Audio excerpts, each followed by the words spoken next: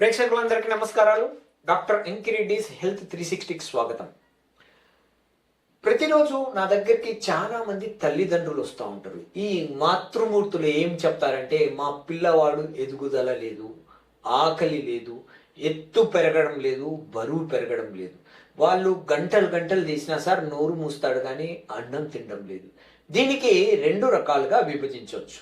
ఒకటి ముఖ్యంగా iron, zinc మరియు ఎంజైమ్స్ లోపం వలన వస్తుందా. రెండోది నులి పురుగులు లేదు, సరైన టైంగా ఇవ్వకుండా ఆహారము టైం తప్పినాక తీసుకోవడం వలన. ఇక మూడోది ఎక్కువగా టీవీ చూస్తూ ఉంటారు, ఎక్కువగా మొబైల్ వాడుతూ ఉంటారు, దాంతోపాటు జంక్ ఫుడ్స్ ఎక్కువ తీసుకుంటారు. అంటే ఎక్కువగా చక్కెర, పులుపు, మసాలా, ఉప్పు ఇవి బ్రెయిన్ ఈజీగా క్యాచ్ చేసి ఆకలి అయ్యే తత్వాన్ని పూర్తిగా తగ్గిస్తుంది. సో పిల్లలు ఎంతసేపు పెట్టినా నోరు మూస్తారు కానీ తెరవరు. దీనికి ఒకటే పరిష్కారం, ఈ జింక్, ఐరన్ సిరపులే కాకుండా తాజా కూరగాయలు, పండ్లను అలవాటు చేయాలా.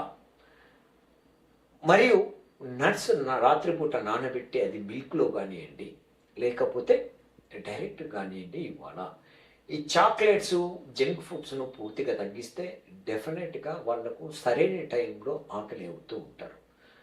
మనకు తెలుసు అమ్మదనం ఎంతో కమ్మదనం.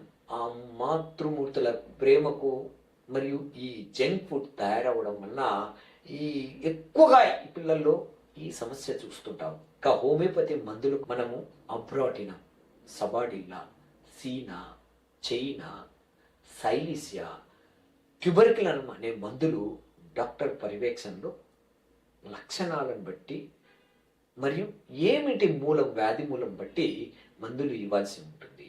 నమస్కారాలు.